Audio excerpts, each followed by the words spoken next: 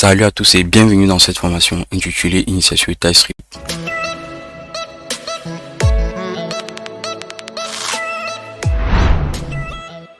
Dans cette vidéo, nous allons apprendre à utiliser l'inférence, la propriété as et la non-null assertion.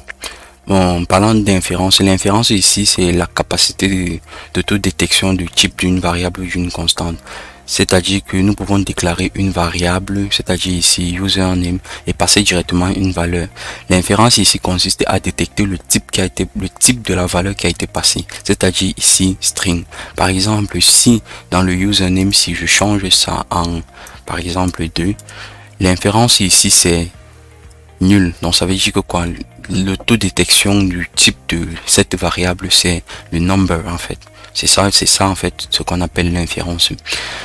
Nous allons passer à la propriété as. Ici as c'est juste une précision du type que l'on voudrait qu'une variable ou une constante ait. Par exemple, nous pouvons définir une variable au départ qui soit du type any et après nous disons que bon, ce type any ici doit avoir précisément la valeur, par exemple number, string ou j'en passe. Dans cet exemple, j'ai défini la variable color qui a pour propriété red, green et blue. Maintenant, j'ai passé comme je vais dire quoi, comme type.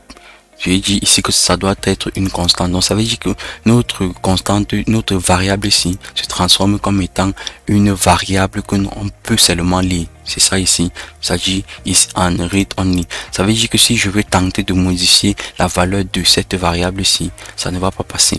Donc quand je dis par exemple que color 0 est égal à 2, ça refuse complètement. Ça dit que non, que c'est juste on read only.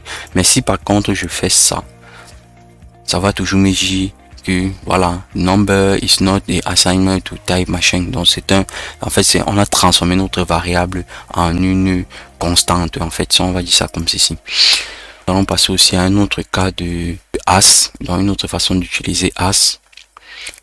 As ici peut être utilisé comme peut-être aussi utilisé juste pour préciser en fait un type particulier, comme je le disais tout à l'heure, de définir une variable sum value qui est de type any. Je passe ma valeur et lorsque par exemple je veux récupérer la longueur de la valeur qui a été passée, sachant que c'est un string, je dis bien ici là que sum value est plutôt du type string et là je peux récupérer la longueur du string.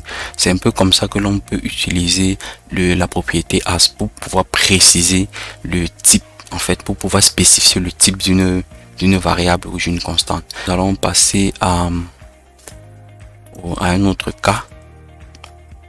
Un autre cas ici c'est du type as any. C'est en fait dit que voilà, je définis une constante, je passe la valeur par exemple ici qui était 42 et je dis que cette valeur est du type as any. Ça veut dire que je retransforme ma constante à un type as any qui prend n'importe quelle valeur, mais cette valeur-ci est de type 42. Donc c'est un peu comme ça qu'on peut aussi utiliser as any. Bon, je vais me résumer en disant que as peut être utilisé par exemple pour spécifier, pour utiliser une constante, peut être spécifié pour par exemple pour préciser par exemple le type string, en fait les valeurs élémentaires, number, peut être utilisé par exemple pour en fait spécifier le type any ou pour transformer par exemple une constante ou une variable à un type any. Donc c'est un peu comme ça que l'on peut utiliser as. Hormis de ça, maintenant nous allons passer à ce type-ci. Bon, je vais effacer cette ligne. Nous allons passer à ceci, la non-null assertion. Ça veut dire que lorsque par exemple nous définissons une variable et nous donnons une valeur initiale nulle et qu'après nous voulons faire par exemple des modifications ou par exemple un test, récupérer par exemple la longueur d'une chaîne qui a été passée, sachant qu'elle était initialement nulle et que je vais directement travailler dessus, ça va râler. Par exemple sur cette ligne-ci, je dis par exemple que nameLen, par ici, je vais apprendre ça. Je dis nameLen, je vais récupérer le name2 de la longueur du name2. ça me retourne ici une erreur pour dire que c'est nul en fait. C'est nul, on peut pas récupérer la longueur d'un type nul. Mais maintenant, si je veux vraiment forcer le compilateur à ne plus donner cette erreur, je mets le point d'exclamation. C'est un peu ce que ceci veut dire, la non-null assertion. C'est un peu comme pour empêcher le compilateur de mettre une erreur. Mais cette façon de faire n'est pas très conseillée parce qu'elle nous empêche parfois de gérer certains cas. Quand j'ai fait par exemple le test tout à l'heure, ça m'a donné ici un erreur execute JavaScript failed. Donc l'exécution du JavaScript a échoué parce que j'ai voulu récupérer par exemple la longueur d'un type vide. Mais la meilleure façon de pouvoir gérer ça, en fait, je vais commenter ceci. La meilleure façon de pouvoir gérer ça, en fait, c'est de pouvoir écrire. Je fais ça ici. Bon, on va un peu décommenter même ceci. Ok, la meilleure façon de pouvoir gérer ça, c'est de pouvoir déjà initialiser et gérer les cas. C'est en fait ce que TypeScript permet. Donc à la base, c'est pouvoir gérer les cas qui n'ont pas été considérés, qui ne seront pas considérés à la base par JavaScript. Parce que si on était en JavaScript, on pourrait bien faire ceci, sans problème, ça allait passer. Mais maintenant, lorsque nous devions exécuter le code, on devait se retrouver avec ce type d'erreur et du coup chercher dans le code que, mais en fait, qu'est-ce qui ne marche pas?